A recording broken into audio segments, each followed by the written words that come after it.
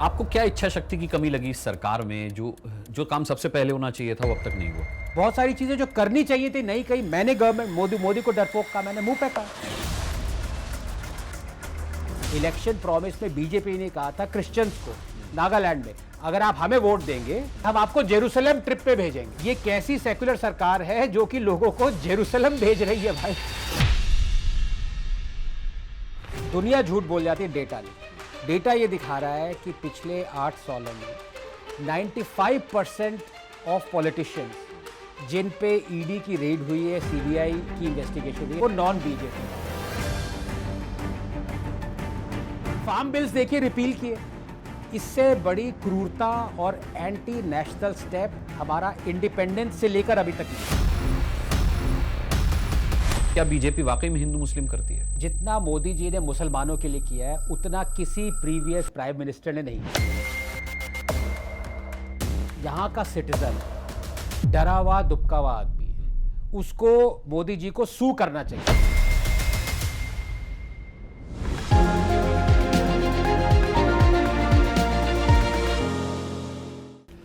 नमस्कार, हाय, हेलो, सत श्री अकाल, सलाम। मैं हूं आपके साथ अनुराग मुस्कान। द बिग बेंच के द बिग डायलॉग में एक बार फिर आपका स्वागत है। और वादे के मुताबिक आज भी एक बहुत बड़े गेस्ट के साथ आप रूबरू होने वाले हैं। देखिए, सबसे पहले तो सवाल ये है कि मैं इस वक्त कहाँ हूँ, क्योंकि मेरे पीछे आप देख रहे होंगे कुछ मैसी सा, कुछ बेकर से आपको रखे दिखाई दे रहे होंगे। मैं इस वक्त जेएनयू कैंपस में हूँ। जी हाँ, और जेएनयू कैंपस के एक बायोकेमिकल लैब में हूँ। अब मैं यहाँ क्या कर रहा हूँ और मेरे मेहमान कौन हैं? देखिए, एक गेस देता हूं मैं आपको। करिए, दुनिया भर के जितने भी प्रमुख अखबार हैं, हमारे देश के जितने भी प्रमुख अखबार हैं, उनमें आपको इनका एडिटोरियल फीचर आर्टिकल देखने को मिलता है, रेगुलर देखने को मिलता है। एक दूसरा क्लू देता हूं। दूसरा क्लू ये है कि आप केमिस्ट्री के बहुत अच्छे स्टूडेंट रहे हैं और देश की इकोनॉमी पर आपकी बहुत अच्छी समझ है, और राजनीतिक विश्लेषक तो आप कमाल के हैं, और जेएनयू में आप प्रोफेसर हैं, साइंटिस्ट भी हैं। अब और क्या कहूँ, मुझे लगता है आप पहुँच गए होंगे आनंद रंगनाथन जी।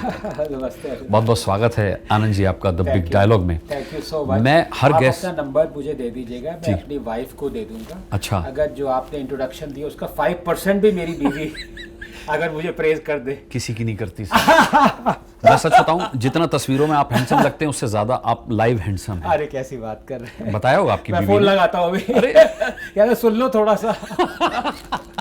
घर घर की कहानी है सर। घर की कहानी। किसी की नहीं मानती, किसी की बीवी प्रेज नहीं करती। खैर, हम दोनों अपनी अपनी बीवियों से माफी मांगेंगे घर जाकर के, मेरा दावा है। लेकिन सर, माफी के नाम पर याद आया कि आप माफी मांगने को तैयार नहीं है अभी एक रिसेंट मसले में। गुरुमूर्ति जी और उनको आप सपोर्ट कर रहे हैं, उन्होंने माफी मांग ली अग्निहोत्री जी ने, लेकिन आप कह रहे हैं कि मैंने कुछ गलत नहीं किया, मैं माफी नहीं मांगूंगा। हाँ नहीं बिल्कुल। और मेरा केस जय साई दीपक लड़ रहे हैं। So all the best to Jai Sai. जैसे कहते हैं ना, जाको राखे साइया, जेल न डाल सके कोई। जेल न डाल सके कोई। पर सवाल एक्चुअली मेरे माफ़ी मांगने या ना मांगने का नहीं है। अगर जब भी मैं गलती करता हूँ, वहाँ पे साइंस में हमेशा सिखाया जाता है कि सबसे पहले माफ़ी मांगो। जब आपने गलती करी तो माफ़ी मांगो ना, उस पर कोई फिर आगे बढ़ो। लेकिन जब गलती करी नहीं है और आप अपने आप को अपना जज मानते हैं, किसी और के कटघरे में खड़े होने से पहले मैं अपने कटघरे में खड़ा रहता हूँ। तो जब मैं समझ रहा हूँ मैंने गलती नहीं करी, मैंने जज पे कोई कमेंट नहीं किया उनके ऑर्डर पे, मैं बस फ्री स्पीच एब्सोल्यूटिस्ट हूँ। और मैं विवेक अग्निहोत्री की फ्री स्पीच के लिए मैंने कहा आई स्टैंड फॉर दैट। उसने माफ़ी मांग ली। वो पीछे हट गए।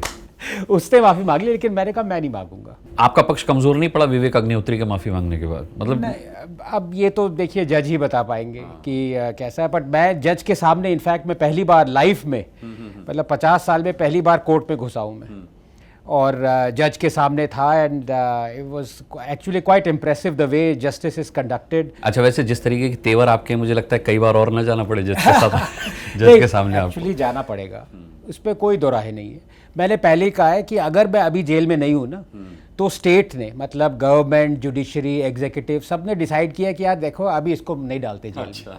जिस दिन वो डिसाइड करेंगे कि इसको जेल में डालना है, उस दिन कोई भी एक्सक्यूज उठा लेंगे।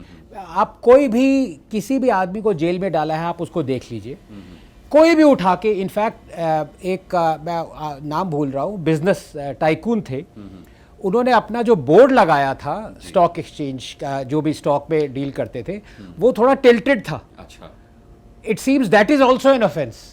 अच्छा मतलब अपना बोर्ड भी आपको सीधा करना पड़ता है। हाँ। तो ये जरा सी चीज़ों से कोई भी अंदर कर सकता है, बस स्टेट को डिसाइड करना होता है कि यार आज ये अंदर गया। आज अंदर करना है इसको। अंदर से याद आया भी संजय सिंह अंदर हैं और उस पर बड़ा उसकी क्रोनोलॉजी लोग समझाने की कोशिश कर रहे हैं कि भाई तय कर लिया गया कि अंदर करना है तो अंदर कर दिया गया। चलिए अब बात अंदर जाने और बाहर आने की हो रही है, तो इसी पर सबसे पहले आपका व्यू ले लेता हूं कि संजय सिंह पर और आम आदमी पार्टी के जैसे मनीष सिसोदिया अंदर हैं, तो क्या मतलब मोदी जी अपनी पावर का इस्तेमाल करें जैसा कि वो कहते हैं, या आपको लगता है कि नहीं जांच हो रही है तो जांच की प्रक्रिया में इनको सहयोग करना चाहिए? इसमें दो चीज़ें हैं। एक तो जो आप कह रहे हैं वो काफ़ी दूर तक सच है, लेकिन प्रॉब्लम ये भी है कि जो अप्रूवर हो गया है वो इन्हीं का था, आम आदमी पार्टी का दोस्त था, जो अब सारी इन्फॉर्मेशन गवर्नमेंट को दे रहा है, जिस पे इन्वेस्टिगेशन हो रही है। आई थिंक मिस्टर अरोड़ा, वो तो इनके बहुत बड़े दोस्त थे। अब वो खुद कह रहे हैं कि भाई मेरे सामने इन्होंने ये इतने लाखों रुपया लिया, रिश्वत ली, ये लो, तो उस पर इन्वेस्टिगेट होना चाहिए कि नहीं होना चाहिए? वो प्रॉब्लम है। अगर वो नहीं होता तो जैसे पहले एफिडेविट में ईडी ने ही एम्बैरेसिंगली गलती से कहा, मतलब कहा कि हमने संजय सिंह का नाम गलती से डाल दिया, जो कि बहुत ही गलत बात है। मतलब आप किसी ऐसे का नाम नहीं, तो दैट शोज कि थोड़ा इन्होंने मतलब बायस है, नो डाउट अबाउट इट। लेकिन कोर्ट रिपीटेडली सिसोदिया को बेल डिनाई कर रहा है। अगर प्रॉब्लम होती, अगर इनके पीछे जा रहे होते बायस पे, तो फिर कोर्ट डिनाई क्यों करता? संजय सिंह ये खुद कह रहे हैं कि मोदी जी डर गए हैं, मोदी जी हारने वाले इसलिए हमें डाल रहे हैं, जेल में डाल रहे हैं। अगर आप वही लॉजिक लें तो एक हफ्ते पहले आपकी सरकार ने कांग्रेस के एमएलए को जेल में डाला, खैरा को, तो क्या आप हारने वाली पंजाब में? हम ये लेके चले? मतलब इसका कोई लॉजिक नहीं है। और वो तो उन्होंने वो राघव चड्ढा की अंगूठी पे कमेंट किया था 8 घंटे बाद उनकी ट्वीट के, उनको जेल में डाल दिया। कह रहे हैं 2015 का केस है। इनफैक्ट वो कह रहे हैं जो सुप्रीम कोर्ट ऑलरेडी स्क्वॉश कर चुका है, लेकिन उस केस पे डाल दिया। वो इन्वेस्टिगेशन भी ईडी ने किया था, सेम ईडी जिसको आज आप गालियां दे रहा है, उसके इन्वेस्टिगेशन के बेसिस पे उन्होंने कांग्रेस एमएलए को अंदर डाला है।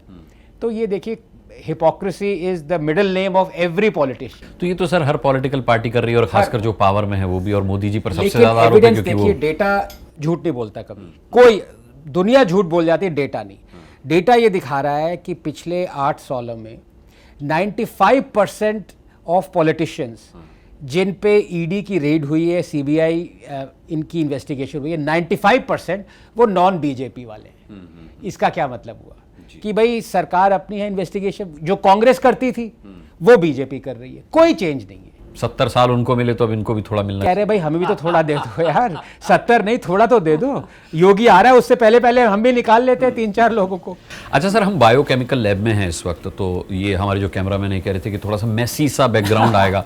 मैंने कहा देश के हालात यही है इस वक्त है, बायोकेमिकल लैब ही बना हुआ है देश इस वक्त, तमाम सारे प्रयोग चल रहे हैं, क्या किसमें मिलाया जा रहा है और क्या नतीजा। नहीं स्मेल नहीं आ रही सर, स्मेल नहीं आ रही। मोदी जी कहाँ आने देते स्मेल? मोदी जी स्मेल आने कहाँ देते? सर आपकी बुक आई है, मैं देख रहा था उसका, अगर जीस निकालें, सार निकालें, हिंदूज इन हिंदू राष्ट्र। आपकी किताब कहती है कि इतने सालों में हिंदू राष्ट्र में हिंदुओं की ही नहीं चली, उन्हीं की नहीं सुनी गई। इसको थोड़ा इलेबोरेट करेंगे? मतलब मुझे बड़ा आश्चर्य हुआ क्योंकि बीइंग अ हिंदू मुझे लगा कि क्या वाकई में हिंदू इतने दबे कुचले रहे इस देश में? कभी महसूस नहीं हुआ, कभी लगा नहीं? किताब लिखने से पहले 1 साल पहले तक मेरे को भी अचंभा होता था कि भाई मेजॉरिटी हैं, हिंदूज हैं, हिंदुस्तान है, खुद कॉन्स्टिट्यूशन बनाया है, ऐसे कैसे 8th क्लास सिटीजन कह रहे हो आप?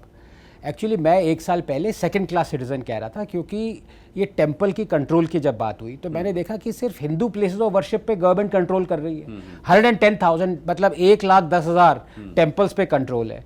जो उनका लैंड है, लाखों स्क्वायर फीट, लाखों एकड़, उस पर कंट्रोल है। रेंट क्या सेट करना है उस पर, सारी लॉसेज वगैरह हिंदू टेंपल्स को जा रही है। ये मॉस्क्स में नहीं है, ये गुरुद्वारा में नहीं है, ये चर्चेज में नहीं है। तो मुझे लगा ये तो डिस्क्रिमिनेशन हो रहा है। तो मैंने कहा ये तो 2nd क्लास सिटीजन है। फिर मुद्दा आया, कश्मीर फाइल्स आई, मुद्दा आया जो कश्मीरी पंडित हैं जो भगाए गए वहाँ से। तो आप मुझे अनुराग जी कोई ऐसी लार्ज कंट्री बता दीजिए जहाँ पे उनकी मेजॉरिटी रेफ्यूजी है उन्हीं के लैंड में। क्या अमेरिकन रेफ्यूजी है अमेरिका में? क्या जर्मन्स रेफ्यूजी हैं जर्मनी में? मतलब इट्स अनहर्ड ऑफ। क्या जापानीज कोई लैंड है जापान का जहां पे जापानीज बेचारे रेफ्यूजीज हैं? नहीं। लेकिन यहां पे 7 लाख हिंदूज रेफ्यूजीज हैं अपनी लैंड में। तो ये कैसा हिंदू राष्ट्र हुआ? तो मैंने उनको थर्ड क्लास सिटीजन कहा। फिर आया वक्फ एक्ट, उस पर मैंने काफ़ी इलेबोरेट किया है। मतलब कोई भी प्रॉपर्टी आपकी, किसी की भी प्रॉपर्टी हो, अभी 1500 साल पुराना हिंदू टेंपल था, उन्होंने कहा ये तो वक्फ लैंड पे है। अरे इस्लाम को 1300 साल हुए हैं, 1500 साल पुराना टेंपल कैसे इस्लामिक लैंड पे हो सकता है? लेकिन ये वक्फ एक्ट का है। तो मैंने कहा फोर्थ क्लास सिटीजन। फिर आए सारे लेजिस्लेशंस वगैरह, 5th, 6th, 7th RT act के प्रोविजंस आए। उसके बाद सबसे ड्रैकोनियन है वो प्लेसेस ऑफ वर्शिप एक्ट आया। ये 1991 का है और ये कहता है कि अगर हिंदूज चाहते हैं कि उनकी टूटा हुआ टेंपल जिस पे मस्जिद है या कुछ और है वो रिक्लेम करें, तो वो जज के पास भी नहीं जा सकते। मतलब ये डेमोक्रेसी कैसी हुई? हिंदू राष्ट्र तो छोड़िए कैसा हुआ, ये डेमोक्रेसी कैसी हुई जहां पे कोई आदमी के पास एक केस है, डिस्प्यूटेड है, वो उसको कोर्ट जाने तक अलाउड नहीं है। मतलब this is not a democracy. तो बनाना रिपब्लिक हुआ ना भाई। कोर्ट कुछ भी एडजुडिकेट कर दे। कोर्ट ये कह सकता था कि देखिए अयोध्या का है, आपको नहीं मिलेगा वो, लेकिन कोर्ट कह रहा था ना। यहां तो आप कोर्ट के पास भी नहीं जा सकते, ऐसा एक्ट है ये। तो अब ये कैसा हिंदू राष्ट्र है, ये कैसी मेजॉरिटी? ये तो ब्लेटेंट डिस्क्रिमिनेशन है। तो ये किताब सिर्फ उस डिस्क्रिमिनेशन की बात करती है जो कि स्टेट सैंक्शनड है, जो कि बाकी सारे रिलीजियस डिनोमिनेशन में नहीं हो रहा। वरना तो देखिए अनुराग जी, हर इंडियन प्रताड़ित है, हर इंडियन पे डिस्क्रिमिनेशन हुआ है। अपर मिडिल क्लास कोई भी ले लीजिए, सब पे हुआ है। लेकिन ये सिर्फ ऐसी 8 रीजंस हैं जो सिर्फ हिंदुओं पे हो रहा है। अच्छा, लेकिन आपको नहीं लगता कि मोदी जी के अब 10 साल पूरे होने वाले हैं और बावजूद इसके आपको ऐसी किताब लिखनी पड़ती है कि हिंदूज इन हिंदू राष्ट्र, और आपको उस किताब में ये बताना पड़ता है कि हम दबे रहे, कुचले रहे, हमारी सुनवाई नहीं हुई? और ये एक बहुत बड़ा दुर्भाग्य नहीं लगता आपको कि एक ऐसी सरकार केंद्र में है जो हिंदुत्व की बात करती है, जो सनातन की बात करती है? बिल्कुल। क्या आप जमा मानते हैं सरकार का 10 साल में? क्या किया उसने इसके लिए? अगर 70 साल से हम डिस्क्रिमिनेटेड थे तो 10 साल में हमें क्या मिल गया? अब इस पे 1 मिनट तक अगर साइलेंस रहेगा तो आपको आंसर मिल जाएगा। मैं ऐसे शुरू करूंगा, मैं बताता हूं क्या किया सरकार ने, और फिर 1 मिनट तक एकदम चुप्पी साधेंगे तो आंसर आपके सामने आ जाएगा। कुछ नहीं किया है एक्चुअली। मैं आपको बताऊं क्या है कि लोगों ने कहा कि आप हिंदूज को जगा रहे हो, हिंदू जाग गया। मैंने कहा भाई हिंदू सोता रहता तो अच्छा था। ये सब जैसे मैं सोया हुआ था, मुझे नहीं पता था ये 8 रीजन, मुझे इसमें से 2-3 रीजन पता थे, मुझे बाकी सारे रीजन पता नहीं थे। और वो पता भी थे इसलिए 2-3 रीजन क्योंकि पॉलिटिक्स वगैरह में मैं इंटरेस्ट रखता हूं, वरना मुझे वो भी नहीं पता रहते। वक्फ एक्ट का पता ही नहीं था। विष्णु जैन जो है, जो कि केसेस लड़ रहा है, उन्होंने बताया मुझे। तो ये बेटर है कि हिंदू सोता रहे या ये बेटर है कि हिंदू जाग जाए और कुछ ना कर पाए? व्हाट इज बेटर, इग्नोरेंस और इम्पोर्टेंस? सोता रहे ज्यादा बेटर है। सोता रहे ज्यादा बेटर। अब ये देखिए इस पे, और ये पेज 1 से मैंने कहा है कि अगर कांग्रेस ऐसे लॉज ले आई जो कि एंटी हिंदू थे, तो भाई सरकार तो आपकी थी, आपने उनको ओवरटर्न क्यों नहीं किया? हिंदू टेंपल जो गवर्नमेंट के कंट्रोल में है, ये कांग्रेस ने एसेंशियली सुप्रीम कोर्ट के ऑर्डर को नकारा और ये 1959 में लाई एक्ट। तो भाई 10 साल बीजेपी के अभी हो गए हैं मोदी जी के, उसको ओवरटर्न करिए। बल्कि वो तो you will B promoting supreme court, क्योंकि सुप्रीम कोर्ट के वापस आप जाएंगे उनके पास, तो लोगों को तो खुश होना चाहिए। लेकिन वो नहीं किया। प्लेसेस ऑफ वर्शिप एक्ट, लोग बीजेपी कह रही कि कोर्ट को ऑर्डर देने दो। अरे भाई क्यों? आप पे हिम्मत है तो आप पहले बोलो ना। अगर आप गलत हो, सही हुए तो फिर कोर्ट एडजुडिकेट करेगा, लेकिन हिम्मत तो रखो। तो अब मैं कहता हूं हिंदूज का रोल क्या था? हिंदूज सड़क पे नहीं आने चाहिए बिल्कुल भी, लॉ अबाइडिंग है और लॉ अबाइडिंग ही होना चाहिए। देखिए 1 बिलियन अनुराग जी हिंदूज हैं, उनकी सबसे होलीएस्ट प्लेस राम जन्मभूमि, वो जाके उन्होंने कब्जा नहीं किया, उस पर तोड़ा वो अलग बात है, कब्जा नहीं किया, 5 लोगों की तरफ छोड़ दिया कि आप बता दो ये हम इस पे मंदिर बनाए। ये भी तो दुर्भाग्य। पर अब ये देखिए लॉ अबाइडिंग, देखिए आप कि मुझे जहां बैठ के पूजा करनी है वहां बैठने की भी मुझे इजाजत लेनी है, अपने आराध्य को स्थापित करने की भी इजाजत लेनी है, और कोर्ट जाना है। आप देखिए, आप दुर्भाग्य कह रहे हैं, मैं इसको दुर्भाग्य नहीं मानता, क्योंकि डेमोक्रेसी में यही रूल ऑफ लॉ होना चाहिए कि आप जस्टिस सीख करें। लेकिन ये सबके लिए होना चाहिए ना, सबके लिए नहीं है। और हिंदूज बाकी जो कितने 40,000 एक्चुअली, जय साई दीपक जिन्होंने काफ़ी केसेस भी लड़े हैं, विक्रम संपत और सीताराम गोयल जी ने किताब भी लिखी है, Hindu temples and what happened to them. 1800 documented proof दिए हैं जहां पे हिंदू टेम्पल्स को डिस्ट्रॉय करके मॉस्क। अब आप ज्ञान व्यापी देखिए, मॉस्क किस एंगल से मॉस्क लगती है वो बताइए, उसके नीचे टेम्पल के पिलर्स आपको दिख रहे हैं और फिर भी लोग कह रहे हैं कि नहीं भाई ये हिंदू टेम्पल नहीं है। पर आप हिंदूज कोर्ट नहीं जा सकते। अयोध्या में कम से कम कोर्ट जा सकते थे, क्योंकि सिर्फ एक एक्सेप्शन था प्लेस ऑफ वर्शिप एक्ट में, वो अयोध्या राम जन्मभूमि था। बाकी सारे में अलाउड ही नहीं है कोर्ट जाना। या तो स्ट्रगल करना पड़ रहा है कि फवारा नहीं है शिवलिंग। बताइए बताइए। नहीं तो ये आपको क्या इच्छा शक्ति की कमी लगी इस सरकार में? जो काम सबसे पहले होना चाहिए था वो अब तक नहीं हुआ। देखिए मैं बताता हूं क्या है, इसके बारे में मैंने एनालाइज हिंदू किया वोट से है। सरकार बनी है सर। हाँ, और अगर हिंदू ही इतना हाँ, उपेक्षित है तो फिर क्या हासिल है? मतलब हिंदू का काम क्या था कि वो ऐसी सरकार चुनता जो कि उसके हित में। और ये देखिए, ये this is not anti Muslim, this is trying to remove the discrimination that is anti Hindu. मतलब ये एंटी अदर रिलीजन कैसे हो गया? भाई आप प्रताड़ित हैं, आप कह रहे हैं मैं एक ऐसी सरकार लाऊंगा जो कि ये डिस्क्रिमिनेटरी एक्ट हटाए। इसमें you are not anti Muslim और एंटी सिख और anti this, you are trying to be कि हिंदूज को कम से कम थोड़ा तो ऊपर ले आओ। तो ये discrimination against any one else नहीं है, ये आप अपना डिस्क्रिमिनेशन हटाना चाह रहे हैं। अब इससे ज्यादा हिंदू क्या कर सकता है? सड़क पे नहीं आना चाहिए, अगर आ गया तो फिर और गालियां खाए। क्या ऐसे हालात बन रहे हैं कि सड़क पर आ जाए हिंदू? देखिए आना नहीं चाहिए, मैं बिल्कुल इसके खिलाफ हूँ। लेकिन अगर आने वाले 10-15 सालों में यही हालत रही तो सड़क पे आ जाएगा हिंदू, आ जाएगा। तो मतलब अगर बीजेपी की सरकार रही तो ये पॉसिबिलिटी है, या फिर अगर कांग्रेस की सरकार आ गई या इंडिया की, अब तो इंडिया है इंडिया की सरकार आ गई तो आप हिंदुओं को कहाँ देख रहे हैं फिर? नहीं तो वो फिर बोरी बिस्तरा बांधे अपना। क्यों? राहुल तो शिव भक्त हैं। देखिए कोर्ट के ऊपर जनेऊ जो पहन ले वो तो उतना ही शिव भक्त हुआ जितना कि, मतलब अब मैं क्या कहूँ। लेकिन देखिए सवाल भक्ति का नहीं है, सवाल है डिस्क्रिमिनेशन हटाने का। इस पे मैंने 2 एग्जाम्पल दिए जो कि ब्लेटेंटली हिंदुओं को इतनी बुरी तरह से कुचला जा रहा था यूपीए सरकार ने। मतलब आप ये देखिए अनुराग जी, वो ये एक लॉ लाने वाले थे, कम्युनल वायलेंस बिल, उसमें जो भी पकड़ा जाता वो मेजॉरिटी को ब्लेम करते। अच्छा, कैन यू बिलीव इट? 2011-2008 कि भाई जो माइनॉरिटी है वो तो दवा कुचला पहले ही है, माइनॉरिटी तो उसकी गलती होते हुए भी नहीं राइट है। में माइनॉरिटी का ब्लेम जाता ही नहीं, जाता नहीं। और आप ये देखिए कश्मीर वैली में 98% मुस्लिम है, वहां पे माइनॉरिटी क्या हुई? हिंदूज हुए ना, जो कि अब 2% भी नहीं है। लेकिन कम्युनल राइट में because Hindus are majority they would have been blamed. अच्छा, फिर उसमें पूरे देश की मेजोरिटी मानी जाएगी? यस, पूरे देश की मेजॉरिटी मानी जाएगी। अच्छा, फिर सिर्फ कश्मीर की नहीं मानी नहीं, ऐसे 10 स्टेट्स हैं, यूनियन टेरिटरी, जहां पे हिंदू अब माइनॉरिटी है, लेकिन क्योंकि हिंदू मेजॉरिटी माना जाता है बाय डेफिनेशन, और कोई भी कम्युनल राइट में, कम्युनल वायलेंस में हिंदू को ही ब्लेम किया जाता। और जिसने ये लिखा, हर्ष बंदर ने ये बिल लिखा, जो कि सोनिया गांधी जी की जो कोर कोर्टरी थी उसमें थे वो, इनमें नाम भूल गया, नेशनल सब कमीशन में थे वो।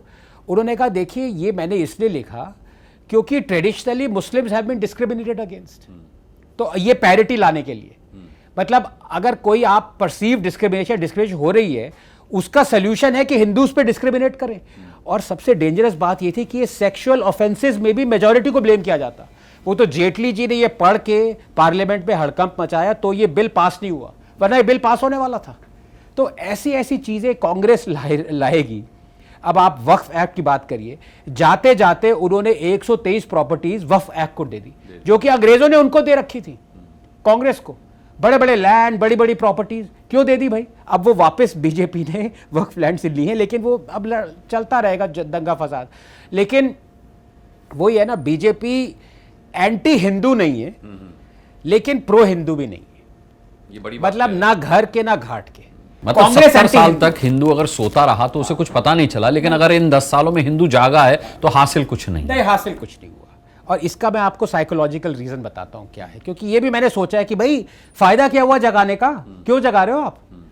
इसका रीजन ये है कि ये जो किताब लिखी गई है, जो हम सब डिस्कस कर रहे हैं ना, ये अधिकांश भारत का डिस्कशन टॉपिक है ही नहीं अनुराग जी। ये मिडिल क्लास इश्यूज हैं, ये इश्यूज ऐसे हैं जब आपका पेट भरा होता है ना, तब आप सोचते हैं कि वक्फ एक्ट क्या है, प्लेस ऑफ वर्शिप क्या है। जिस आदमी के घर में टॉयलेट नहीं है, जिस आदमी के घर में सिलेंडर नहीं है, हेल्थ इंश्योरेंस नहीं है, जो कि जरा सा आदमी बच्चा बीवी बीमार होता है वो बैंकरप्ट हो जाता है। 75% ऑफ इंडिया गोज बैंकरप्ट अगर एक आदमी फैमिली मेंबर हॉस्पिटलाइज हो जाता है। ये सिचुएशन है।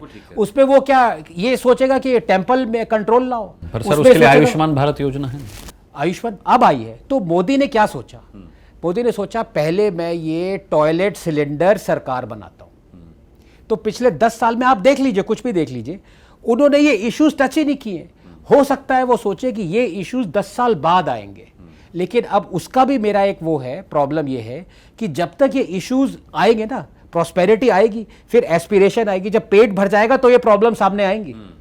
आपकी प्रॉब्लम टॉयलेट थोड़ी ना है, आपकी प्रॉब्लम गैस सिलेंडर थोड़ी ना है, आपकी प्रॉब्लम है भाई ये हिंदूज क्यों प्रताड़ित हैं, डिस्क्रिमिनेशन क्यों हो रहा है।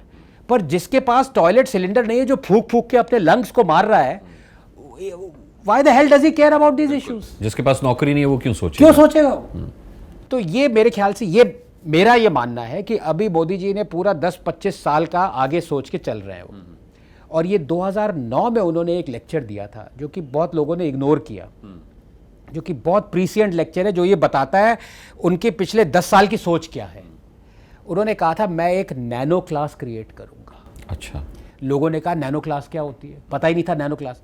उन्होंने कहा जो क्लास सबसे लोएस्ट इकोनॉमिक स्ट्राटा है उससे थोड़ा ऊपर, लेकिन जो मिडिल क्लास जो सबको कोसती रहती है उससे नीचे। तो अब ये उन्होंने 200-250 मिलियन की नैनो क्लास क्रिएट कर दी। अच्छा।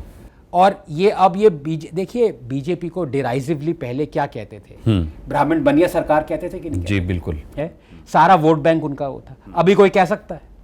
अभी सारा जो दलित है, SC STs है, जो ये सारे गवर्नमेंट स्कीम्स का जिनको लाभ मिल रहा है, दे आर द वोटर्स। और ये सब उस नैनो क्लास की स्पीच से वो है। जनधन लाए, DBT लाए, बहुत सारी कांग्रेस पॉलिसीज जो कि कांग्रेस इंप्लीमेंट करना चाहती थी वो नहीं कर पाई, वो ये कर रहे हैं। बहुत सारी पॉलिसी, GST ले लीजिए, कोई भी ले लीजिए, लोगों को फायदा पहुंच रहा है, हाईवेज बन रहे हैं, प्रोग्रेस हो रही है। लेकिन इतनी प्रोग्रेस नहीं हुई है कि लोग अपना खाना छोड़ के, सिलेंडर छोड़ के ये डिस्कस करना, सनातन के बारे में सोचें, हिंदुत्व के बारे में सोचें। अच्छा, लेकिन एक प्रॉब्लम जिसका सॉल्यूशन अब तक नहीं हुआ, जैसे हमने कश्मीर से तो खत्म कर दिया, लेकिन अब वो सड़कों पर आ गई, वो है पत्थरबाजी की समस्या। हमने देखा पिछले दिनों नूह में क्या हुआ, शिमोगा में क्या हुआ, और आमतौर पर इस तरीके के जो हिंदू जुलूसों पर पथराव की घटनाएं सामने आती रहती हैं। क्या ये एक पार्ट ऑफ स्ट्रेटेजी है? क्या इसको रोका नहीं जा सकता, या क्या इसको होने दिया जाना ज़्यादा फायदेमंद लगता है? इसके पीछे क्या राजनीति है सर? नहीं, देखिए ये सिविलाइजेशनल वॉर है। ये वॉर 5 साल की नहीं है, 10 साल की नहीं है। और ये मैं ही नहीं कह रहा, ये मुझसे बड़े बड़े जो हमारे आइडल्स हैं वो कह के चले गए हैं। उनको जो उन्होंने कहा, मैंने जो कहा वो अच्छा नहीं लगा तो मुझे जेल में डाल देंगे। जो उन्होंने कहा उनको जेल में तो डाल नहीं सकते, तो उनको इग्नोर किया जाता है। ये सारी चीज़ें अम्बेडकर कह चुके हैं, ये कह चुके हैं। ये सिविलाइजेशनल वॉर है, ये 1300 साल से चला आ रहा है, ये रुकेगा नहीं। ये रविंद्रनाथ टैगोर कह चुके हैं। अच्छा, उन्होंने ये कहा है, उनका ये उनके वर्बेटिम में हम उनको अब कोट करता हूँ। कितना कोट कर सकता हूँ इससे पहले कि मुझे संघीय और बिगट कह दिया जाए, मतलब ये आप बता दीजिए। लेकिन उन्होंने ये कहा है कि there are only 2 religions on earth that are intent upon destroying every other religion. ये रविंद्रनाथ टैगोर ने कहा है, and those 2 religions are Christianity and Islam. Ambedkar ने कहा है कि a true Muslim can never have his allegiance towards India, can never be. क्यों कहा है ये? क्योंकि सिविलाइजेशनली उन्होंने जब पढ़ा, पूरे रिलीजन पढ़े अब्राहमिक, उन्होंने देखा कि देयर इज अ डिस्टिंक्शन, दरअल हर्ब और दरअल इस्लाम। जो आपके कब्जे में नहीं है वो दरअल हर्ब है। आपकी ड्यूटी है कि आप उसको कन्वर्ट करें। ये इसमें आपको बुरा मैं इन चीज़ों में बुरा नहीं मानता, मैं एथीस्ट हूँ। देखिए, तो मैं हर रिलीजन को एक किताब जैसे पढ़ रहा होता हूँ वो पढ़ रहा होता हूँ, डिटैच होके मैं उसको ऑब्जेक्टिवली क्रिटिसाइज करता हूँ या प्रेस करता हूँ। तो मैंने ये देखा, अब आपको बुरा लगा, उसमें मुस्लिम्स को एम्बैरेसमेंट हो रही है इसमें, तो भाई उनकी गलती, मेरी क्या गलती है? अब आपके ही स्क्रिप्चर्स में ये लिखा है दरअल हर्ब दरअल इस्लाम, 2 नेशन थ्योरी, जो कि कार्ल मार्क्स ने पहले दी थी। ये कहते सावरकर नहीं थी, नहीं, कार्ल मार्क्स ने 1853 में कह रखा है कि भाई every Muslim there is a 2 nation, 1 is दरअल हर्ब एंड 1 इज दरअल इस्लाम। तो अब ये आज की बात थोड़ी ना है। तो आप ये जो भी डिस्टिंक्शन देख लीजिए, एलिजेंस जो है ये अम्बेडकर ने कहा है, is to the Muslim brotherhood. जो इस्लाम के बाहर है ये भी अम्बेडकर ने कहा है, Islam is a closed corporation. Anyone outside this corporation, there is only contempt and enmity. ये तक कह गए। मैं आपको बता रहा हूँ, अगर आज के टाइम पे अंबेडकर होते जिंदा तो या तो जेल में होते या उनका सर तन से जुदा हो गया होता। अरे मैं बता रहा हूँ। ये आपने यूज़ किया, सर तन से जुदा। इससे मुझे एक सवाल और दिमाग में कौन रहा कि हर राजनीतिक पार्टी पे हम ये कहकर टिप्पणी करते हैं कि बीजेपी के अलावा हर राजनीतिक पार्टी मुस्लिम तुष्टीकरण की राजनीति करती है, लेकिन जब बीजेपी सत्ता में आती है तो उस पर इल्ज़ाम ये लगता है कि ये हिंदू मुस्लिम करती है। इसमें कितना अंतर देखते हैं आप? मुस्लिम तुष्टीकरण जो लोग कर रहे हैं, क्या वो हिंदू मुस्लिम नहीं कर रहे, या क्या बीजेपी वाकई में हिंदू मुस्लिम करती है? देखिए, सबसे पहले तो ये इस किताब में मैंने प्रूफ दिया है कि मोदी जितना मोदी जी ने मुसलमानों के लिए किया है उतना किसी प्रीवियस प्राइम मिनिस्टर ने नहीं किया है। ये फैक्ट है, मैंने डेटा दिया है। आप घर देख लीजिए, आप स्कीम्स देख लीजिए, आप एम्प्लॉयमेंट देख लीजिए, सब में more than the share of their population has been obtained by Muslims. There are Shadi Shagun schemes जो मोदी जी ने शुरू करी है कि एक सिर्फ मुस्लिम्स के लिए, तो और जो टॉप अप दिए यूनिवर्सिटीज़ को दिए हैं, स्कॉलरशिप्स मोदी जी ने मुस्लिम्स को मनमोहन सिंह से ज़्यादा दिए हैं। लेकिन इसमें देखिए, ये डबल एज स्वॉर्ड है। बीजेपी ये कभी मानना नहीं चाहती कि वो मुस्लिम्स के लिए इतना कर रही है, ठीक है, और कांग्रेस ये हमेशा बताना चाहती है कि वो ये क्यों बीजेपी क्यों नहीं? क्योंकि उनका वोट बैंक ऐसा है, वो बुरा हिंदू नाराज हो जाएंगे, ये इस तरह हो जाएंगे। अच्छा, तो लेकिन मुस्लिम्स को क्या अंदर खाने ये पता है कि मोदी जी हमें सबसे ज्यादा दे रहे हैं, मनमोहन सिंह से भी ज्यादा? Yes, it is a fact. अब आप डेटा, वही मैंने कहा ना, आप कुछ भी कह लीजिए, ओपिनियन है आपका, आप कह लीजिए। देखिए, साइंटिस्ट का क्या काम है? साइंटिस्ट का काम ये नहीं है कि मतलब आंखें बंद करी, कान बंद किए और चलते चले गए, कभी नहीं। साइंटिस्ट का काम ये है कि आपके पास फैक्ट्स कलेक्ट करिए, फिर आप आगे बढ़िए। और सबसे ज़रूरी ये है कि ये मत डिक्लेयर कर दिए कि ये एक्सपेरिमेंट की डिस्कवरी मैंने करी है, क्योंकि सबसे पहले यू विल बी आउटेड, हो कहेंगे पहले किसने क्या करा था। So prior citation is by habit. तो जब लोग कहते हैं कि मोदी जी ने कुछ नहीं किया, तो मैं क्या भाई, पता तो लगाओ क्या किया है। तो अब ये बीजेपी मानना नहीं चाहती। तो हिंदू मुस्लिम तो देखिए, जब से हिंदूज हुए और मुस्लिम्स हुए ये चला आ रहा है। और ये मेरा मानना है, I am not against polarisation, why should I be? Polarisation का क्या मतलब हुआ कि आपके व्यूज हैं, आप डिसएग्री करते हैं। भाई, अगर आप डिसएग्री करते हैं, डिबेट पे आइए ना। आप मुझसे घबरा क्यों रहे? आपको लगे कि मेरी बात गलत है, आप बोलिए, लेकिन मेरे को अपनी बात रखने का मौका दीजिए। वो पोलराइजेशन लोग कह देते हैं उसको, क्योंकि लोग घबरा जाते हैं, लोग सच्चाई सामने नहीं आना चाहते। वो अलग, वो चलिए उनकी बात है। लेकिन जो तुष्टीकरण, अब आप तुष्टीकरण की बात कर रहे हैं, मतलब अपीजमेंट की बात, आपको पता है कि ये बीजेपी डिक्लेयर नहीं करना चाहती, लेकिन इलेक्शन प्रॉमिस में बीजेपी ने कहा था क्रिश्चियंस को नागालैंड में, अगर आप हमें वोट देंगे, मतलब क्रिश्चियंस को नहीं, अगर आप सीनियर सिटीजन हमें वोट देंगे, हम आपको जेरूसलम ट्रिप पे भेजेंगे। अच्छा, मतलब एक तरफ सरकार सेकुलर कह रही है अपने आप को, गवर्नमेंट है, ये कैसी सेकुलर सरकार है जो कि लोगों को जेरूसलम भेज रही है भाई? पर हम तो सेकुलर है ही नहीं, हम प्लूरल हैं। पर ये बात लोगों को अच्छी नहीं लगती। अब कांग्रेस ये बताइए, मौलवीज को, प्रीस्ट को, पंडितों को सैलरी क्यों दे रही है? ये गवर्नमेंट का काम है क्या? टेम्पल्स कंट्रोल में क्यों है? हज सब्सिडी क्यों है? ये सब चीजें यही दिखाती हैं कि हम प्लूरल हैं, हमारे में रिलीजन और कॉन्स्टिट्यूशन इंटरट्वाइंड है। आदि 6-7 ऐसी अमेंडमेंट्स और आर्टिकल्स हैं जो कि रिलीजियस इन नेचर है। किस सेकुलरिज्म का क्या मतलब है? Complete separation of church and state और रिलीजन एंड स्टेट, वो तो है ही नहीं। तो ये क्यों कांग्रेस ढोल पीटती रहती है कि हम सेकुलर है? नहीं, सेकुलर नहीं है। तो बीजेपी की भी वही एग्जैक्टली वही कर रही है जो कि कांग्रेस ने किया है। फर्क सिर्फ इतना है कि कांग्रेस झंडोरा पीटी कहती है। कांग्रेस कम से कम हिंदू और मुस्लिम्स को साथ लेकर चलना पोर्ट्रे तो करती थी। अगर कोई राजनीतिक पार्टी इफ्तार पार्टी भी दे रही है और रामलीला में जाकर के रावण का वध भी कर रहे हैं, तो कुल मिलाकर के वो एक ऐसा इमेज पोर्ट्रे कर रहे हैं कि हम हिंदुओं के साथ भी हैं, मुस्लिम्स के साथ भी हैं। लेकिन बीजेपी तो साफ कहती है कि हमें नहीं चाहिए मुस्लिम वोट, भले वो कितना भी अंदर खाने मुस्लिम्स के बेनिफिट्स के लिए काम कर रही हो, लेकिन वो पोर्ट्रे नहीं करती। तो कौन सी सरकार ज्यादा बेहतर है, जो पोर्ट्रे ये करती है कि हम दोनों को साथ लेकर चल रहे हैं, या कौन सी ये सरकार जो कहती है कि हमें वोट की जरूरत ही नहीं मुस्लिम्स के? अब ये आपने बहुत अच्छा सवाल पूछा। इसके 2 आंसर है। नंबर 1, आप एक तो अपनी इमेज क्रिएट कर लीजिए जैसे आपने और हमने दोनों ने अपनी मिसेस के सामने अपनी इमेज क्रिएट करी, उस सच से कितनी दूर है वो तो हम ही जानते हैं ना। हंस रहे हैं आप, देखिए सच्चाई बोल दी मैंने। अब कांग्रेस कह रही है आपने हिंदुओं के लिए इतना किया। इसमें जो 8 रीजन दिए हैं, ये सारे रीजन कांग्रेस ने शुरू किए। टेम्पल कंट्रोल, क्या ये हिंदुओं के पक्ष में? प्लेसेस ऑफ वर्शिप, क्या ये हिंदुओं के पक्ष में? आरटीई एक्ट, क्या ये हिंदुओं के पक्ष में? वक्फ एक्ट, क्या ये हिंदू? एक भी इस पे जो प्रताड़ित कश्मीरी हिंदूज भागे, ये बीजेपी के रूल में तो नहीं भागे ना। तो ये सारी चीजें जब आप मुंह पे कह रहे हो हम प्रो हिंदू, बीजेपी उन्हें वापस वो नहीं ला रही है, वो बीजेपी की गलती है। लेकिन ये कांग्रेस का भी है कि जो परसेप्शन है कि हम टेम्पल रन भाग रहे हैं, आपने खुद ही कहा शिव भक्ति ये कर रहे हैं टेम्पल, कुछ बल्कि अगेंस्ट है। पीवी नरसिम्हा राव जिनको लोग मानते हैं कि एक प्रो हिंदू सबसे ज्यादा ड्रैकोनियन और एंटी हिंदू एक्ट्स अगर कोई प्राइम मिनिस्टर लाया है वो नरसिम्हा राव लाए। अच्छा, yes, place of worship act was brought by, Waqf act was brought by PV Narasimha Rao. मतलब ये कोई कैसे प्रो हिंदू मान ले कि हिंदू कोर्ट भी नहीं जा सकता अपना टेम्पल लेने के लिए, क्या ये प्रो हिंदू है? नहीं है। तो सच्चाई लोगों के पास अभी तक नहीं। मैं बता रहा हूं ना बार बार अनुराग जी, लोग खाने को मोहताज है, जॉब्स नहीं है, गैस सिलेंडर नहीं है, पैसे नहीं है, बीमार पड़ते हैं। वो ये सब क्यों सोचे? वो से अच्छा यार कांग्रेस आप कह रहे हो ना, चलो यार कहते रहो, हमें कोई पहले यार मुझे गैस सिलेंडर दे दो। ये अभी इस हमारी सिचुएशन ये है। तो क्या इसका फायदा 2024 में ये जो अपना इंडी गठबंधन है, इंडी अलायंस है, इसको मिलने वाला है?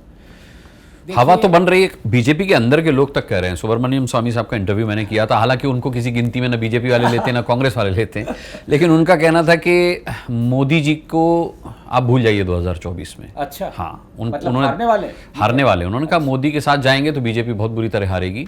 हाँ, प्राइम मिनिस्टरियल कैंडिडेट्स हैं बीजेपी के अंदर जो बन सकते हैं और जो बनेंगे, मैं नाम नहीं बताऊंगा, उन्होंने कहा नहीं तो मैं नाम डिस्क्लोज कर दूंगा तो फिर बीजेपी के अंदर ही उनको खत्म भी कर दिया जाएगा।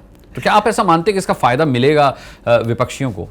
देखिए, अब वो एक प्रोवर्ब जो पिछले 6-7 साल से शुरू हुआ, मैं भी वो बोल देता हूँ, आएगा तो मोदी। अच्छा। उसके 3-4 रीजंस हैं। डेवलपमेंट हुई है बहुत ज़बरदस्त। नितिन गडकरी, उनको तो मैं ह्यूमन नहीं मानता मैं उनको, जो उन्होंने किया है वो एलियन ही कर सकता है। मतलब जिस स्पीड से उन्होंने इतने हाईवे, हाफ हाईवे जो कि 60 साल में बने थे, आधे उन्होंने पिछले 7 साल में बना दिया। It's unbelievable. आप आयुष्मान भारत को देखिए, आप जो स्कीम्स देखिए इनकी, आप अभी जो कोविड से गुजरे हैं, देखिए तहस तहस वर्ल्ड हो गया, वर्ल्ड इकोनॉमी हो गई, लेकिन 1 बिलियन लोगों को 1 साल के अंदर अंदर 2 बार वैक्सीनेट करना, 80 करोड़ लोगों को खाना देना, ये छोटी बात नहीं है। तो काम हुआ है, बहुत सारा काम नहीं भी हुआ, और सबसे पहले मैं आगे बढ़ के बोलता हूँ नहीं किया।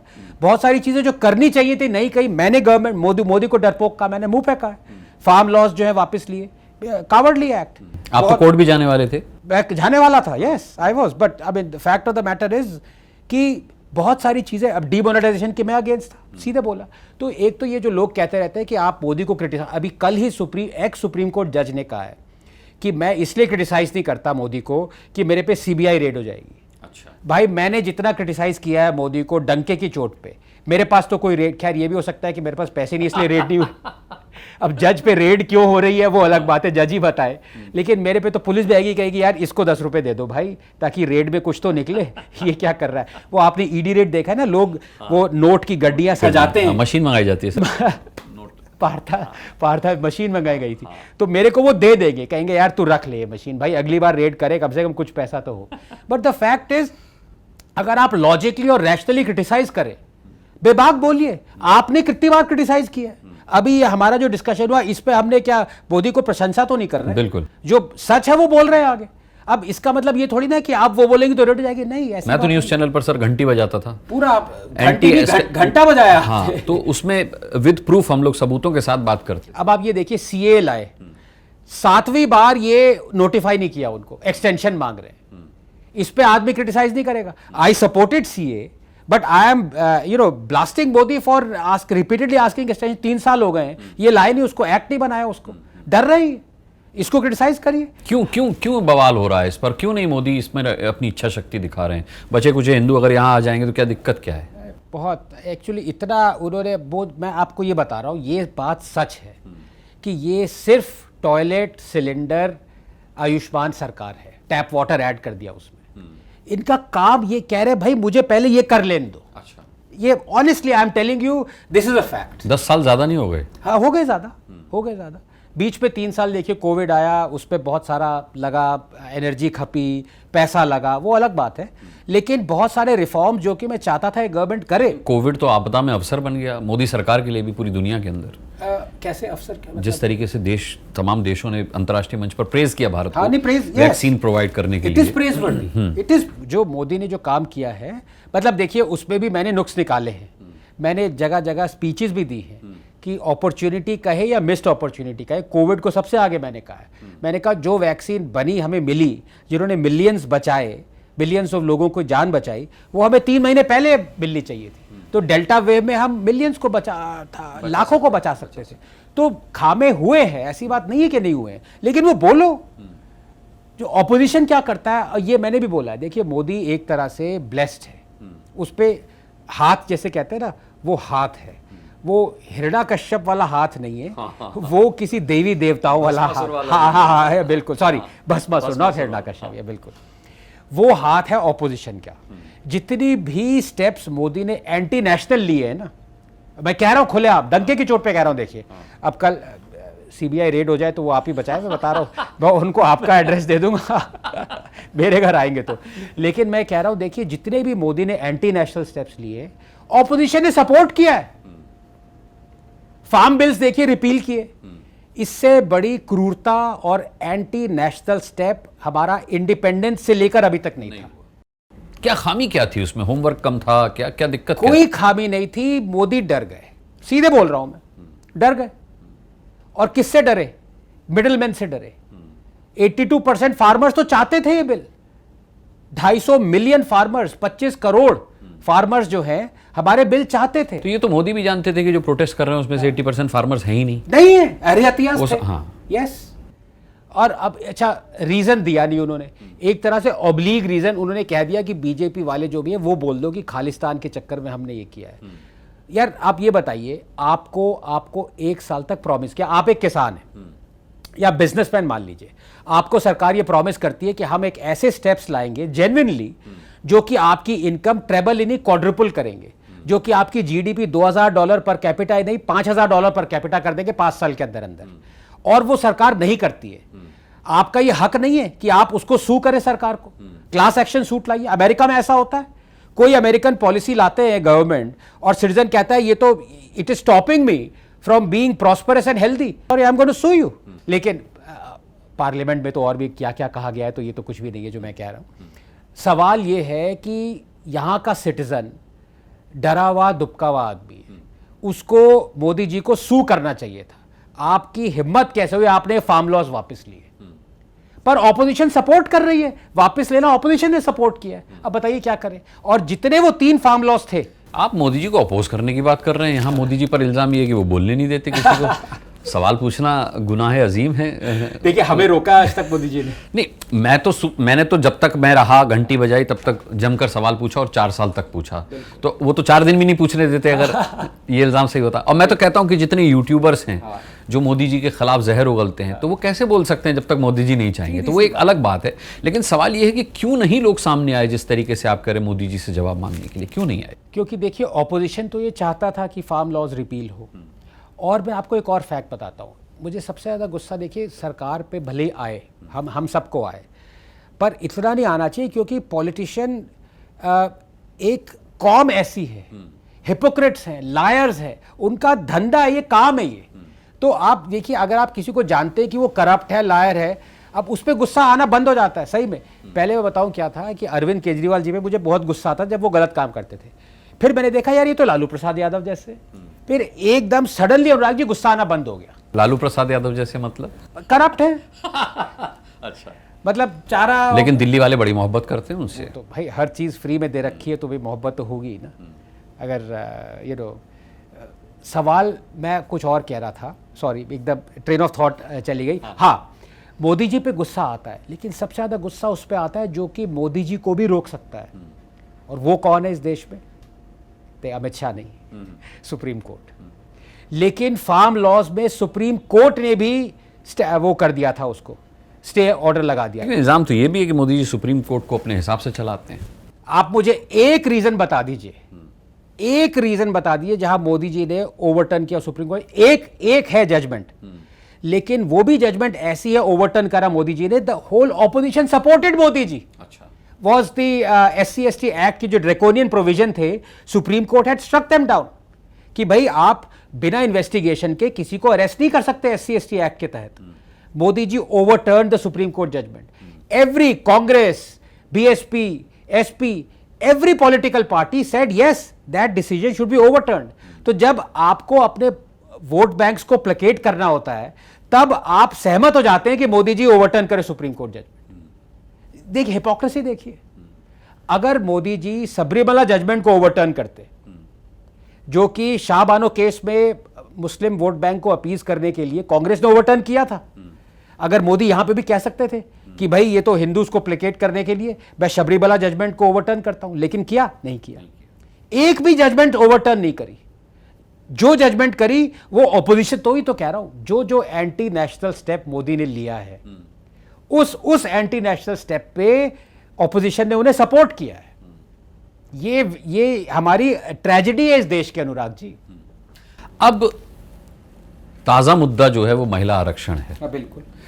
महिला आरक्षण को लेकर के मैं अभी कांग्रेस के एक बड़े नेताजी से बात कर रहा था, हम द बिग डायलॉग कर रहे थे उनके साथ। राहुल गांधी? नहीं, प्रमोद तिवारी जी। अच्छा, राहुल गांधी को आप कांग्रेस का बड़ा नेता मानते? नहीं, मतलब आनंद रंगनाथन का ये एक बड़ा स्टेटमेंट होगा। हाँ, ये तो राहुल गांधी के लिए बहुत बड़ा कॉम्प्लीमेंट है सर, क्योंकि बीजेपी ने तो उनको क्या बना रखा है, आपने देखा, वो सब उनको खुलेआम, मैं वो शब्द नहीं बोलूंगा। लेकिन अगर आप राहुल गांधी को बड़ा नेता मान रहे हैं तो 2024 में उनका एक बहुत बड़ा मॉरल बूस्टअप कर। बिल्कुल है। अर्थ पे नहीं, जुपिटर पे तो बन ही जाएंगे प्राइम मिनिस्टर। नहीं, देखिए मैंने पहले भी कह रखा है, making sense of Rahul Gandhi is as easy as consuming rasam with chopsticks. अब आपने अगर रसम तो आपने पिया होगा, लेकिन अगर उसको चॉपस्टिक के साथ पीना चाहे तो वो देख लीजिए कैसा मुश्किल है कि आसान है। राहुल गांधी का सेंस बनाना बिल्कुल वही है। लेकिन सॉरी, आप बोल रहे थे। मैं प्रमोद तिवारी जी से बात कर रहा था, जो उपनेता हैं हमारे राज्यसभा में कांग्रेस की तरफ से। तो उन्होंने साफ तौर पर कहा कि राहुल गांधी जिस तरीके से लोगों के बीच पैठ बना रहे हैं, तो ये मोदी के लिए एक बहुत बड़ा चैलेंज होने वाला है। और कांग्रेस बहुत उत्साहित है इस बात को लेकर के कि बीजेपी जिस तरीके से महिला आरक्षण बिल लाई है, वो महिला आरक्षण लागू हुआ है, वो उनके एंटी बैठेगा। उसका वजह उन्होंने बताई। मैंने उनसे पूछा भाई मसौदा तो आपका ये, और आप चाहकर भी आप इसको अपोज नहीं कर सकते। तो वो अपोज कर रहे हैं कि डिलिमिटेशन उस पर लागू होगा, उस पर रिजर्वेशन लागू होगा, उसके बाद वो कहीं जाकर के उसका बेनिफिट मिलेगा। तो ये मुद्दा लेकर के कि वो चुनाव में जाएंगे। इस महिला आरक्षण का क्या भविष्य आप देख रहे हैं कि क्या इसमें कुछ हिडन है, क्या कुछ छुपी हुई चीजें हैं? नहीं, देखिए इस पे तीन पॉइंट्स हैं। नंबर 1, अगर ये महिला आरक्षण इमीडिएटली लाते हैं, पहली बात तो ये है कि भले ही मोदी जी ने बोल दिया कि ये मुझ पे था, मैं लाया और ये मेरे पे भगवान ने दिया था, वो जो भी बोलिए, लेकिन फैक्ट ये है कि 30-35 साल से 1995 से HD देवगौड़ा ने कहा था रिजर्वेशन आना चाहिए। तो अब 25 साल हो गए, 28 साल हो गए, मोदी जी लाए। तो कांग्रेस बीच में 15 साल थी, 12 साल 13 साल थी, उन्होंने वो नहीं लाए। तो वो क्यों नहीं लाए? सेंसस तब हुआ था, 2011 में हुआ था, 2001 में हुआ था, तो तब ला सकते थे। बिना सेंसस के, बिना डिलिमिटेशन के आप नहीं ला सकते, because then you will start accusing the BJP कि भाई ये कॉन्स्टिट्यूएंसी में आप आरक्षण दे रहे हो, इतना वो कर रहे हो, ये तो कैसे, आप तो फेवर कर रहे हो अपने उसको। तो जो डेटा है देखिए, वो तो कलेक्ट करना ही पड़ेगा। सवाल ये है कि हर पार्टी ने इस पे दोगलापन दिखाया है। बीजेपी ने कम दिखाया क्योंकि वो अब ले आए, सबसे ज्यादा कांग्रेस ने दिखाया है। और दूसरी बात, जो अभी वुमेन आरक्षण की बात हो रही है, वो थोड़ा सा अनुराग जी मुद्दा फिर भी पीछे चला गया है। अब ये जो कास्ट सेंसस वाली बात आई ना, ये असली डिवाइड कर सकता है। अच्छा, ये डिवाइड अभी आपके कास्ट सेंसस के, लेकिन मैं just to end up on that women reservation, sorry, हाँ प्लीज, क्योंकि देखिए इस पे भी अगर मॉरल ऑब्लिगेशन है आपका कि you must give reservation to women, और मैं मानता हूं है भाई, देखिए डिस्क्रिमिनेटेड अगेंस्ट थी, आप शुरू से मानते आए हैं कि उनको ऊपर उठाने के लिए आपको रिजर्वेशन दीजिए, तो ये मॉरल ऑब्लिगेशन है। तो आप मुझे ये बताइए, ये सिर्फ पॉलिटिक्स तक ही क्यों सीमित है भाई? जुडिशरी में क्यों नहीं है?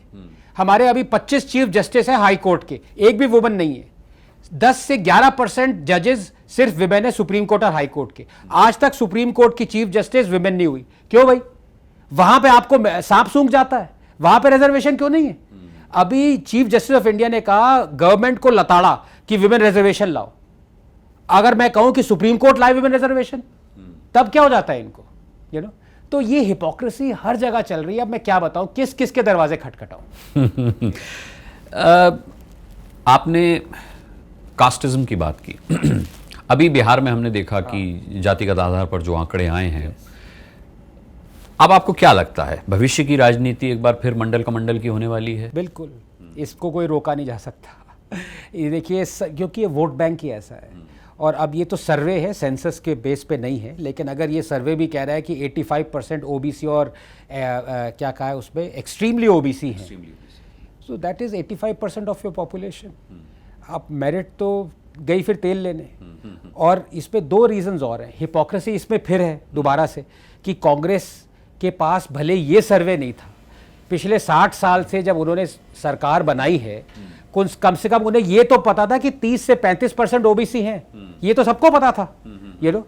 तो फिर ऐसा क्यों है कि अब ये बीजेपी को एक्यूज कर रही है कि जितने सेक्रेटरीज हैं गवर्नमेंट में वो सिर्फ 2%? अरे भाई, आपकी सरकार में तो और भी कम थे, और आपको पता था, भले 85% ना पता ओबीसी, 30% तो पता था, वो तो लाते, वो सिर्फ 3% तक क्यों रखा? तो हिपोक्रेसी हर जगह है, सुप्रीम कोर्ट में नहीं। लेकिन अब आप अगर डिवाइड करना चलें तो मैं आपको वही बताऊंगा जो एक्स चीफ जस्टिस ने अंबेडकर जी को कोट करते हुए कहा था कि भाई आप रिजर्वेशन लाइए, मॉरल ऑब्लिगेशन है, लेकिन एक लिमिटेड पीरियड तक होनी चाहिए, 10 से 30 साल तक होनी चाहिए। क्योंकि अब आप मुझे एक सिंपल सवाल है, हाय ना वाला सवाल है अनुराग जी, आपको मैंने कटघरे में खड़ा कर दिया, क्या लालू यादव जी के खानदान को रिजर्वेशन की जरूरत है? नहीं। बताइए, अब आप क्यों कह रहे हैं? वो तो यादव है। आज के उसमें अगर आप चलें तो कहें हमें तो रिजर्वेशन चाहिए, वो लेंगे रिजर्वेशन, उनके बेटे, उनके पोते सब लेंगे वो। क्या ये जायज है? तो पर ये कोई करेक्ट नहीं कर सकता, क्योंकि असली डर का माहौल तो यहां है। तो अब ये पूरा it will be complete mess. चीजें आसान होनी चाहिए थी और ऊपर से आप आपका आकलन ये कहता है कि कंप्लीट। अब ये बताइए, कास्ट, ये तो सर्वे किया है कांग्रेस सरकार ने, सेंटर में कास्ट सर्वे कराया था 2011 में, उसको पब्लिसाइज क्यों नहीं किया, पब्लिक क्यों नहीं किया 3 साल तक? कर्नाटका सरकार जो कि कांग्रेस की थी, 5 साल तक उनके पास सेंसस रखा हुआ है कास्ट का, उसको पब्लिसाइज नहीं किया। जब खुद की सरकार होती है तब नहीं करते, बीजेपी जब आती है तो कहते क्यों नहीं कर रहे। यार ये मतलब क्या चल रहा है यहाँ पे? काफी कुछ चल रहा है आनंद जी। अब देश चुनावों में जा रहा है, राज्य हमने देखा एमपी में चुनाव हैं, राजस्थान में चुनाव हैं। आपको क्या लग रहा है यहाँ पर क्या होने वाला है? क्या ज़्यादा चलेगा? जाति ज़्यादा चलेगी? हिंदू तो ज़्यादा चलेगा? हिंदू मुस्लिम ज़्यादा चलेगा? देखिए, लोग कह रहे हैं, ये तो रुझान मतलब बता रहे हैं कि मध्य प्रदेश में सरकार बदलेगी और राजस्थान में भी बदलेगी। छत्तीसगढ़ का नेक एंड नेक है कह रहे हैं। राजस्थान में बदलनी चाहिए, इस पे डिबेट हो रही है। अगर आप देखिए क्राइम अगेंस्ट विमेन, वो जो जैसे बदली थी वही गलत तरीके से बदली थी।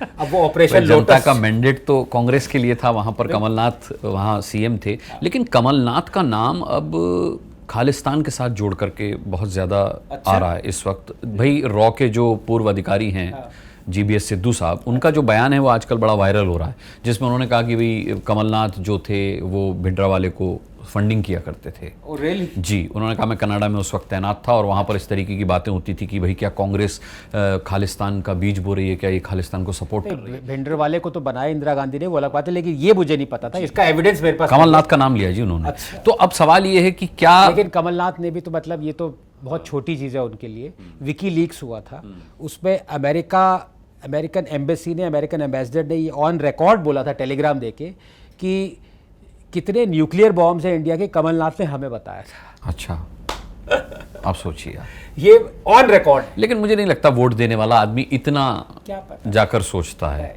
तो आपको लगता है कि इस बार मध्य प्रदेश में सत्ता बदलेगी, मामा जी जाएंगे, मतलब कमल नहीं कमलनाथ है इस बार? हाँ, इस बार कमल। और राजस्थान में आपका आकलन क्या कहता है? आप एक बड़े अच्छे राजनीतिक विश्लेषक भी हैं। नहीं, ऐसे इंसल्ट करना। अरे नहीं, बिल्कुल नहीं सर, मैं मतलब रिसर्च के आधार पर कह रहा हूँ। गाली दे रहे हैं? अरे अपनी रिसर्च के आधार पर कह रहा हूँ।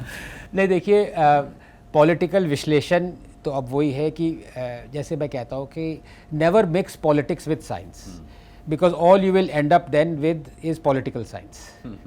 तो साइंस और डेटा जो कहता है वो अपनी बात है, जो लोगों का रुझान और वेव वो कहती है वो अपनी जगह है। मैं सिर्फ डेटा पे जाता हूँ। अब आप वोट किस बेसिस पे देते हैं आप मुझे ये बता दीजिए। आप योगी को देख लीजिए, 35 साल में पहली बार ऐसा हुआ है कि कोई चीफ मिनिस्टर दोबारा आया, विच एन अमेजिंग रिकॉर्ड।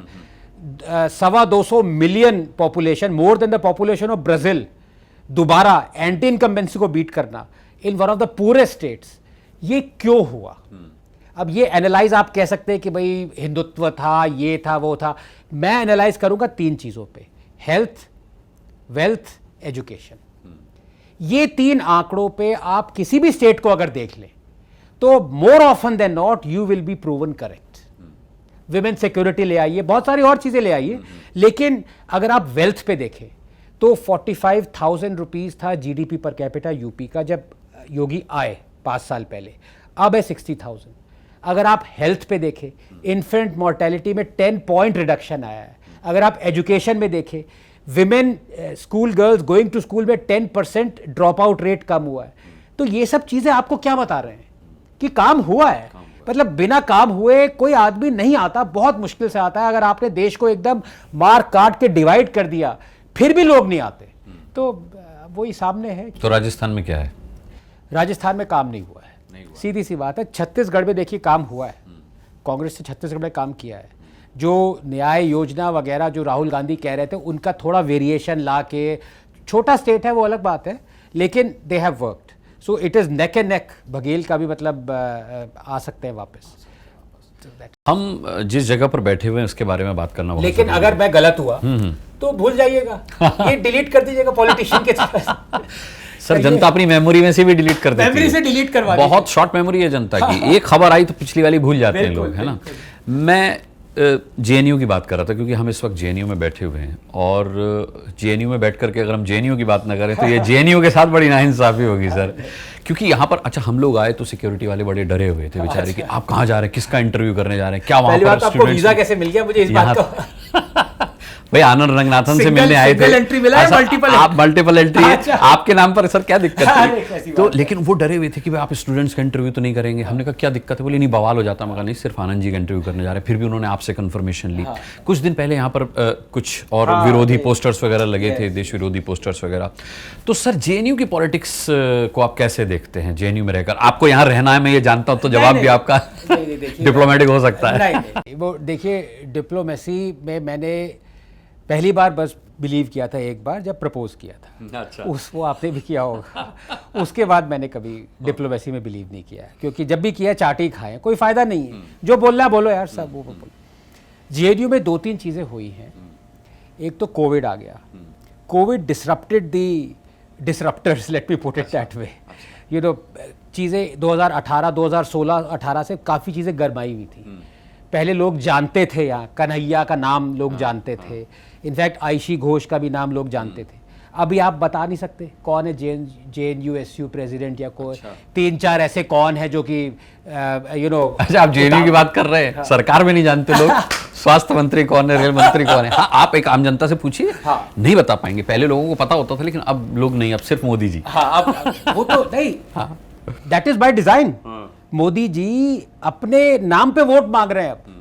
इसका क्या मतलब होता है? एक अकेला छाती ठोक के कहना एक अकेला सब पे भारी। You have 70 ministers. मतलब नॉर्मली आदमी कहेगा कि भाई 70 लोग हैं, वो 7 करोड़ पे भारी हैं, जितने भी लोग हैं। कह रहे एक अकेला, तो वो खुद मांग रहे हैं। उनको भी पता है कि यार बहुत सारे लोगों ने काम नहीं किया है। वो भी ऐसे देख लेते हैं लेजर आइज से कि बेटा हाँ, अभी तो मिनिस्टर बने हुए हो, सुधर जाओ थोड़ा। तुम जेएनयू की बात कर रहे थे। हाँ, तो जेएनयू की बात ये करें तो अब वो चीज़ें गरमाई भी नहीं है। Things have come back to normal, and I think जो हमारी नई वाइस चांसलर हैं, she has also help the matters because she is from JNU. अच्छा। तो उनकी आंखों रग पे रग से वाकिफ है। हाँ, वो एक्चुअली वो रग रग से वापस। उन्होंने लोगों को झाड़ा भी है, कजोल भी किया है, वो सब किया है। So I think things have come back to normal, और यही होना चाहिए। जो ये नहीं होता ना, उसका रीजन जेएनयू नहीं है, उसका रीजन हमारी सरकार है, कटिंग अक्रॉस पार्टी लाइन। यार सरकार की तो ये स्पेशलिटी होती है कि आप कमिटीज़ बनाते हैं, कमिटीज़ पैसा खाती हैं इनकम टैक्स पेयर्स का, खाने का मतलब जो भी है लेती हैं, रिपोर्ट बनाती हैं और वो रिपोर्ट को फिर गोदरेज अलमारी के ऊपर डस्ट के लिए रख दिया जाता है। ऐसे ही एक लिंगडो कमेटी रिपोर्ट बनी थी। लिंगडो आप जानते हैं, जेम्स माइकल लिंगडो, जिनका पूरा नाम लिया था मोदी जी ने। उन्होंने एक बनाई थी कि interference of students elections and student youth political wing parties in universities. उसका निष्कर्ष ये निकला था कि पॉलिटिकल पार्टीज के यूथ के elections, youth parties youth wing के इलेक्शन नहीं होने चाहिए। 82% students who were served said कि इनका कोई काम नहीं यूनिवर्सिटी में। महाराष्ट्र में बैंड है, आपको पता है, महाराष्ट्र में एवीवीपी, एनएसयूआई और ये एसएफआई वगैरह नहीं पार्ट कर सकते, हाईकोर्ट की रूलिंग है, लेकिन यहां पे अलाउड है। तो जब आप पार्टीज के रिप्रेजेंटेटिव्स को, जो कि दबंग दंगाई जो भी कह लीजिए, वो आप लाएंगे यूनिवर्सिटी में, इलेक्शंस करेंगे, तो वाई आर यू सरप्राइज्ड अगर ये सब चीजें होंगी, यू नो। सो इसका जेएनयू से कोई लेना देना नहीं है। अब आपको पता, आप यकीन नहीं करेंगे, जो दिल्ली यूनिवर्सिटी नॉर्थ कैंपस में जो इलेक्शन होते हैं, स्टूडेंट इलेक्शन, उसमें जितना पैसा खर्च होता है ना, कई ऐसे स्मॉल स्टेट्स होंगे उसमें स्टेट इलेक्शंस में इतना खर्च नहीं होता होगा। I am telling you as a fact, आपको भी पता है। जी। तो अब ये क्यों हो रहा है? लिग्डो कमेटी ने कहा ये नहीं होना चाहिए, लेकिन हो रहा है क्योंकि रूलिंग पार्टी, ऑपोजिशन पार्टी, सबके यूथ विंग्स हैं, सब कहते हैं अरे हम तो वहीं से बन के आए हैं। भैया ऐसा है, गुंडागर्दी करके अगर आप पॉलिटिशियन बन रहे हैं तो इसमें कोई आप बड़ी बात, मतलब बहुत अचीवमेंट नहीं है आपकी, but it's going on, how can you stop? मतलब कह सकते हैं आप दावे के साथ कि अब कोई देश विरोधी हवा यहाँ से उठने वाली नहीं है इलेक्शंस के आने के आसपास। देखिए, देश विरोधी का मतलब क्या है, पहले तो ये बताइए। जो हमने अभी तक बात करी है, वो एक भी बात करी है देश विरोधी? नहीं करी। वो भले ही वो मोदी विरोधी भी नहीं करी, बताया है कि आप मोदी जी आप देश विरोधी थे, मैंने कह दिया एंटी नेशनल थे। तो मैंने ये नहीं कह रहा कि I am being anti national, I am saying Modi you are anti national. अब इसमें अगर सरकार आके मुझ पे टूट पड़े वो अलग बात है।